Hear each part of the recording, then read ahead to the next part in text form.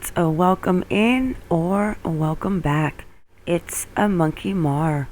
Before we get into today's video, please make sure you click the like, the subscribe, and the bell for notifications. Hey guys, welcome in. Got a couple new updates on little Michael, Monkey, Joseph Vaughan. Out of Fruitland, Idaho. It is not that they found him, unfortunately, but I cannot believe that yesterday, because today it is Wednesday, September 1st, 2021, at 9:57 p.m. Eastern. So Tuesday marked 30 days since a Fruitland boy went missing. Fruitland Police Chief J.D. Huff was finally able to find a window of time to talk to the newspaper outside of the updates that have been happening on his department's Facebook page. 5-year-old Michael Monkey Joseph Vaughan has been missing since July 27th, 2021. He was last seen near his neighborhood that evening. And I wonder if it is the grandpa and his father who were the last ones to see him, or if it was a neighbor. J.D. Huff is really keeping a close lip on this investigation, which I think is really considerate, considering what is going on with little Summerwell's case. And anyways, let's get back and focus on Michael Monkey Vaughan. So in addition to going over the most recent search and investigations information with the paper, which was posted on Facebook Tuesday and published in the newspaper on Wednesday, Huff talked about the mental health of his team. The chief says there are well over 5,000 combined man-hours in the investigation and search, and that they are committed to continuing in every way possible to finding Michael. That's pretty intense, he says. Every one of us here are heartsick. When we go home at night, this is what we think about. Our primary goal is to locate Michael and bring him home, and we are not going to stop until we get that done. Fortunately, for employees of the city of Fruitland, there are resources such as an employee assistance program, which can and is being used for mental health care as needed. Usually, help is a phone call away. However, with the recent turn of events, some professionals have been in Fruitland.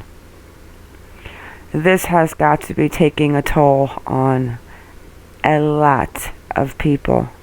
Our babies have got to stop going missing.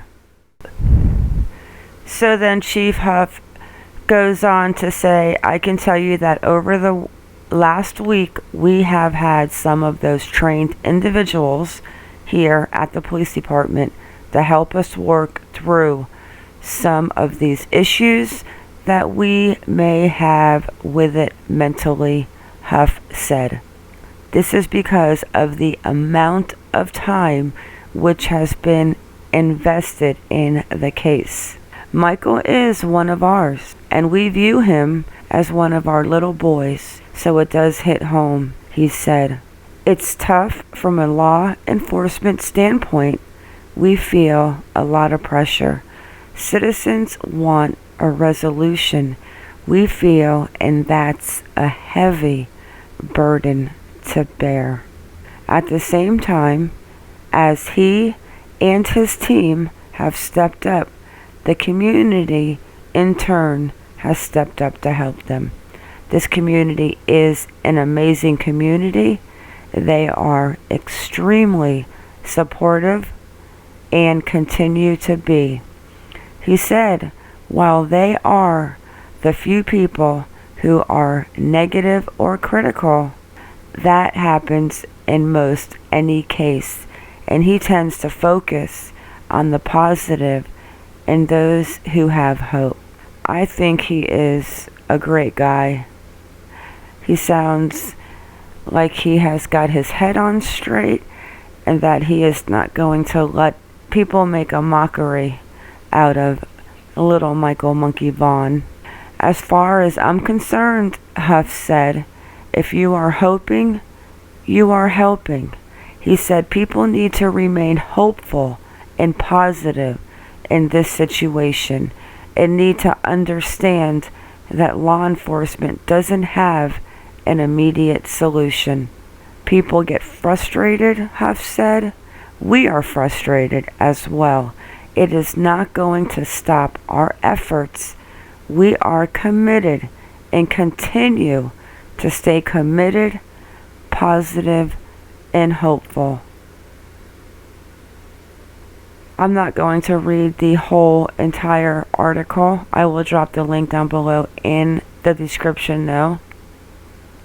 He says here though, let us be the judge of whether the tip is credible, because that one little piece of information they send in could make a difference or may lead to information that is relative, Huff said. In addition to law enforcement across the country stepping up to assist with tips that lead to their respective areas, Huff said Idaho State Police and the FBI continue to assist Fruitland Police Department on a daily basis.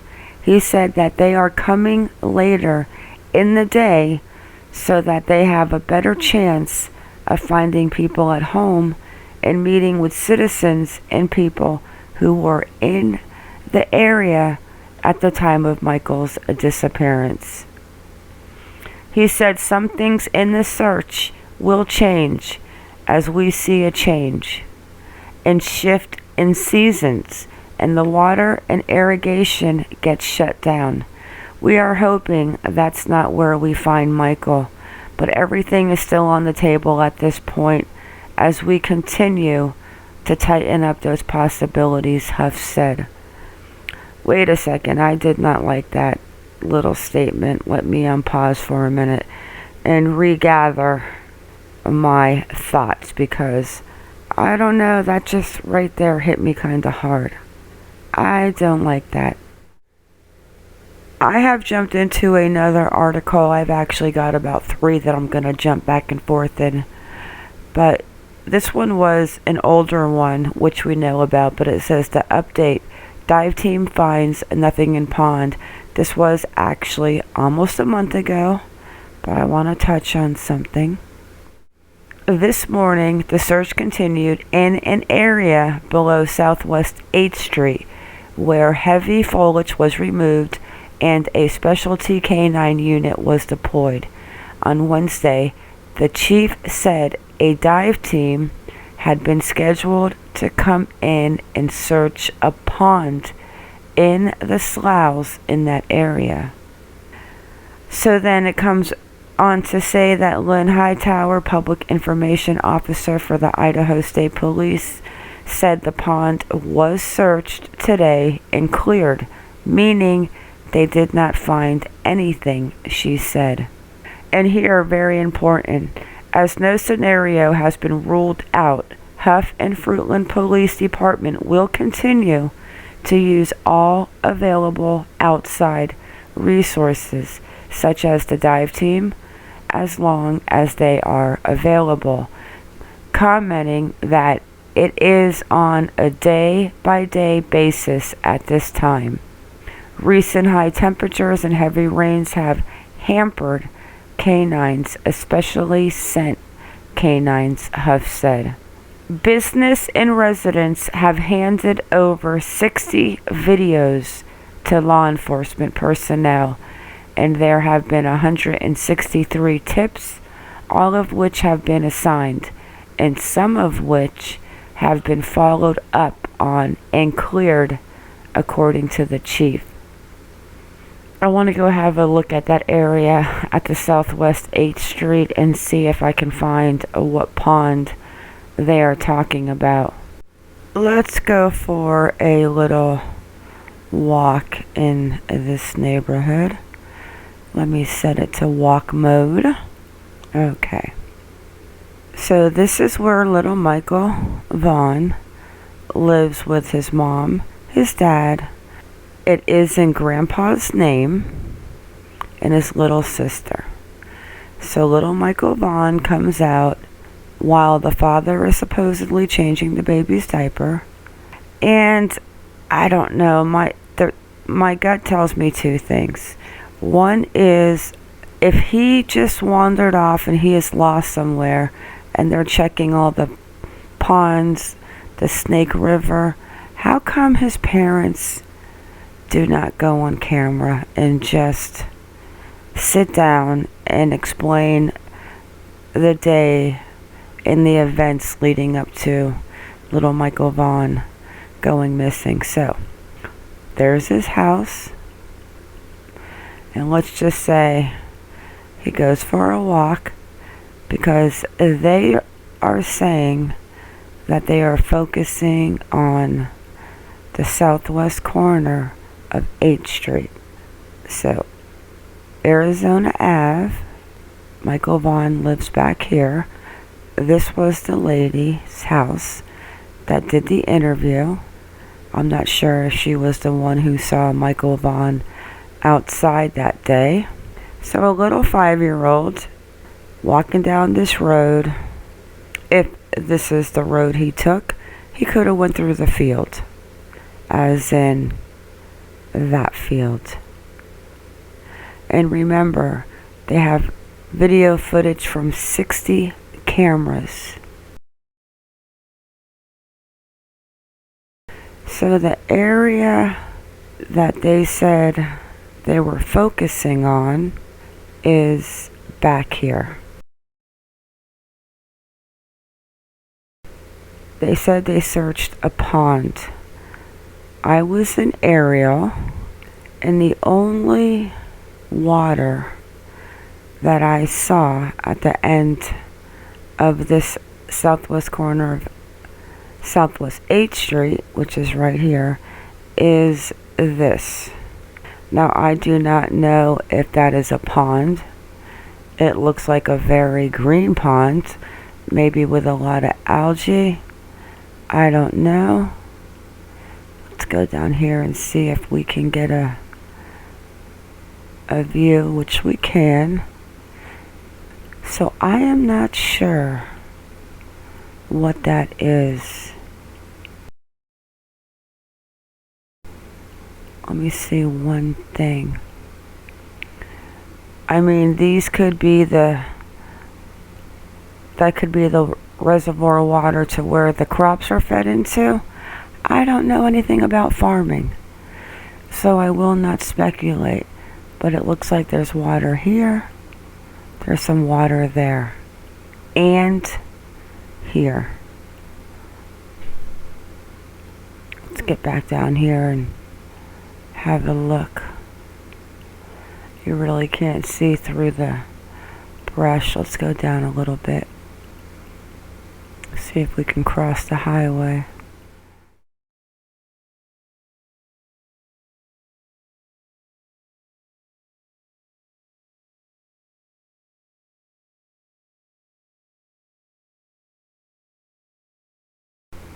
It's a little bit right here.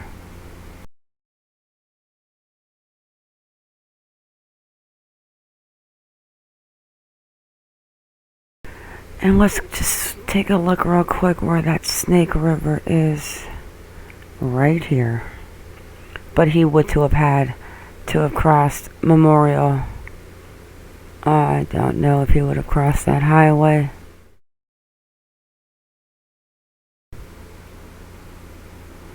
That doesn't look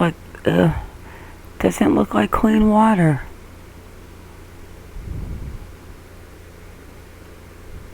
So this is Michael's house right here.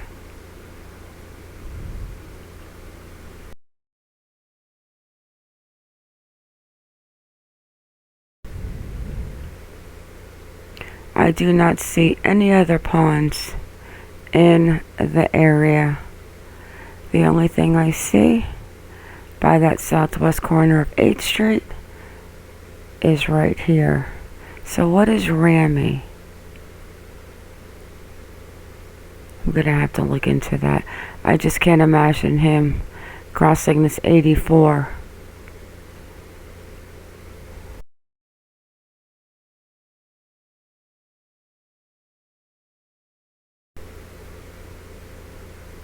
$2,400 if he was gonna bypass the highway. Even if he came out straight through the field and took that corner, he's still looking at 2,500 feet.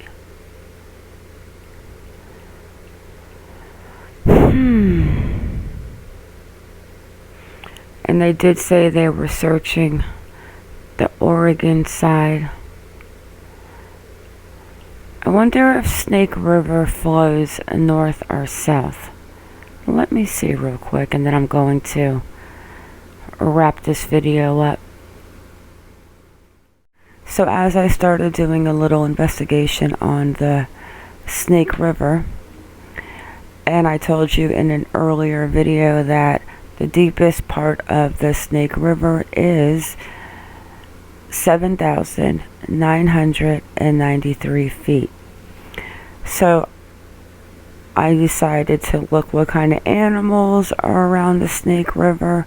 You've got elk, moose, North American river otter, American beaver, coyote, pronghorn deer, another coyote, mountain goat, and marmots.